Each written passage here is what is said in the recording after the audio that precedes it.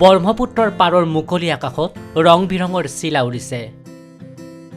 নদীৰ পাৰক পৰিষ্কাৰ কৰি ৰাখি সম্পদ হিচাপে ব্যৱহাৰ কৰাৰ এক অভিনৱ প্ৰয়াসেৰে বিগত 10 বছৰৰ পৰা উৰি আহিছে চিলা। গতানুগতিক আভিজাত্যৰ বিপৰীতে জনসাধাৰণৰ মাজত সজাগতা সৃষ্টিৰ উদ্দেশ্যে জীৱন ইনিচিয়েটিভে অনুষ্ঠিত কৰি আহিছে কাইট ৰিভাৰ ফেষ্টিভেল। বিশেষকৈ পেলনীয়া সামগ্ৰীৰে বিভিন্ন ধৰণৰ সৌন্দৰ্যবৰ্ধক সামগ্ৰী প্ৰস্তুত কৰি ৰাইজৰ মাজত সজাগতা সৃষ্টিৰ বাবে নিৰবিচ্ছিন্নভাৱে আয়োজন কৰি আহিছে এই উৎসৱ।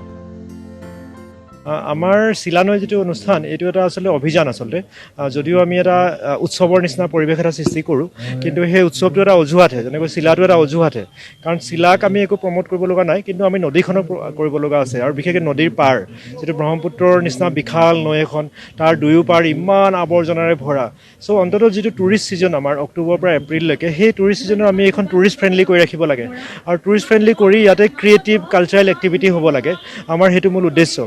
যদিও আমি 3 দিনীয়া অনুষ্ঠান কৰোঁ তাৰ বাবে বহুত দীঘলীয়া প্ৰস্তুতি কৰোঁ আৰু এইটো এটা আৰ্হিমূলকভাৱে দাঙি ধৰোঁ যে নদীৰ পাৰবোৰ এনেকুৱা হ'ব পাৰে যাত চিত্ৰকলাৰ প্ৰদৰ্শনী হ'ব, সাংস্কৃতিক অনুষ্ঠান হ'ব, বিভিন্ন ধৰণৰ খাদ্যৰ আয়োজন থাকিব, প্ৰতিযোগিতা চলিব। মানে নদীৰ পাৰবোৰত ফিল্ম ফেষ্টিভেল হ'ব লাগে, লিটাৰেৰী ফেষ্টিভেল হ'ব লাগে, গ্ৰন্থমেলা হ'ব লাগে আৰু বহুত অনুষ্ঠান হ'ব লাগে। আমি অকল 5 ষ্টাৰ হোটেল অডিটৰিয়ামবোৰতে অনুষ্ঠান কৰিলে নহ'ব আৰু নৈৰ পাৰবোৰ ডাঙৰ সম্পদ আমাৰ কাৰণে আৰু ইমান ডাঙৰ এটা সম্পদ পাইছোঁ। গতিকে এইবাৰ আমাৰ 10 বছৰ হ'ল আচলতে এটা দশক হ'ল।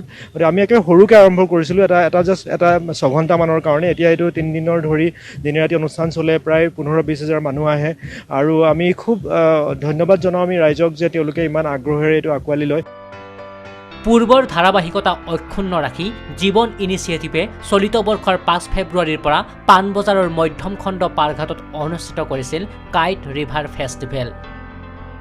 3 দিনীয়াকৈ অনুষ্ঠিত কৰা কাইট ৰিভাৰ ফেষ্টিভেলত বিভিন্ন ধৰণৰ অনুষ্ঠানৰ আয়োজন কৰিছিল। উৎসৱলৈ অহা প্ৰতিগৰাকী ৰাইজক চিলাৰ জৰিয়তে নদীৰ পাৰসমূহক পৰিষ্কাৰ পৰিচ্ছন্ন কৰি ৰাখিবলৈ এক সুন্দৰ বাৰ্তাও প্ৰেৰণ কৰিছে জীৱন ইনিচিয়েটিভে। আৰু এইবাৰ আমি এইটো জিৰ' ৱেষ্ট মাছ ইভেণ্ট কৰিছোঁ যে ইয়াত কোনো ধৰণৰ আৱৰ্জনাৰ সৃষ্টি কৰা নহয়। আজি য'ত আমি থিয় হৈ আছোঁ ইয়াত মাত্ৰ 2 সপ্তাহ আগতে এইটো একদম ডাম্প য়াৰ্ড আছিলে, ইয়াত আমি থিয় হ'ব নোৱাৰোঁ, দুৰ্গন্ধৰে ভৰা আৰু একেবাৰে মানে অত্যন্ত লেতেৰা। গতিকে আমি এইটো পৰিষ্কাৰ কৰিছোঁ আৰু আমি সেই কদৰ্যৰ মাজত কেনেকৈ সৌন্দৰ্য সৃষ্টি কৰিব পাৰোঁ সেইটোৱে মূল লক্ষ্য। গতিকে এইবাৰ জিৰ' ৱেষ্টৰ কাৰণে আমি ইয়াত যেনেকৈ যিবোৰ আমি বায়'ডিগ্ৰেডেবল নহয় বা যিবোৰ ৰিচাইকেল কৰিব নোৱাৰি যেনে থাৰ্মকল বা নেপকিন এইবোৰ আমি ব্যৱহাৰ কৰিবলৈ দিয়া নাই আৰু তথাপিও যিখিনি আৱৰ্জনাৰ সৃষ্টি হৈছে গোটেইখিনি আমি ইয়াতে ছেগ্ৰিগেট কৰিছোঁ, মানে পৃথক কৰিছোঁ আৰু তাৰপিছত আমি সেইবোৰ ৰিচাইকেল কৰিম আৰু কিছুমান পচন সাৰৰ কাৰণে যাব। গতিকে আমি প্ৰায় 10টামান NGOৰ লগত টাই-আপো কৰিছোঁ। আমাৰ মূল উদ্যোগটা হৈছে জীৱন ইনিচিয়েটিভ কিন্তু অন্যান্য কেইবাটাও NGO জড়িত হৈ আছে আৰু বিভিন্ন শিল্পীসকল জড়িত হৈ আছে, তেওঁলোকে ইয়াত বহুতখিনি ইনষ্টলেশ্যন কৰিছে। গতিকে নদীৰ পাৰবোৰ আচলতে এনেকুৱা হ'ব পাৰে। গতিকে যদিও বহুতে ক'ব পাৰে যে 3 দিন পিছত আকৌ একেটাই হৈ যাব কিন্তু আমি চৰকাৰ নহয়, যদি আমাৰ ওচৰত বেছি কৰ্তৃত্ব নাই কিন্তু আমি এটা আৰ্হি দেখুৱাব পাৰোঁ যে এনেকুৱা কৰিব পাৰি। বিভিন্ন অনুষ্ঠান প্ৰতিষ্ঠানে বিভিন্ন সংগঠনে এয়া কৰিব পাৰে।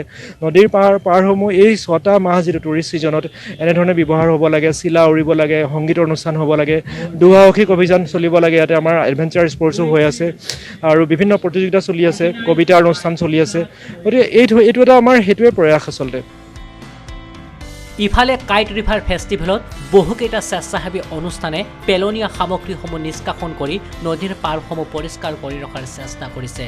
আনকি পেলনীয়া সামগ্ৰীৰে আটক ধুনীয়াকৈ নিৰ্মাণ কৰি উলিয়াইছে সুধাকণ্ঠ ডক্টৰ ভূপেন হাজৰিকাৰ প্ৰতিচ্ছবি। পুৰা ইভেণ্টটো জিৰ' ৱেষ্ট কৰিবলৈ চেষ্টা কৰি আছোঁ। চ' যিমান ফুড ষ্টলছৰ পৰা যিমান ৱেষ্ট ওলাই আছে আমি এইটো একেলগত ইয়াতে আনি ছেগ্ৰিগেশ্যন কৰি আছোঁ। ইয়াৰ পৰা আপোনাৰ ৰিচাইক্লিং হ'ব, ইণ্ডাষ্ট্ৰীত যাব ইভেণ্ট শেষ হোৱাৰ পিছত আৰু ভিজা জাবৰবোৰ ইয়াতে আমি কম্প'ষ্ট কৰি আছোঁ। চ' তেনেহ'লে কি আমাৰ যোনটো ব্ৰহ্মপুত্ৰৰ পাৰ পূৰা চাফা থাকিব আৰু ইয়াতে পূৰা বস্তুবোৰ এটা নিউ প্ৰডাক্টলৈ কনভাৰ্ট আমি কৰিব পাৰিম।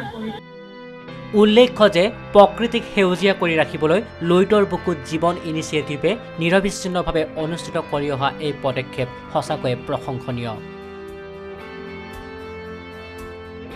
গুৱাহাটীৰ পৰা কনক শইকীয়াৰ ৰিপৰ্ট, ETV ভাৰত অসম।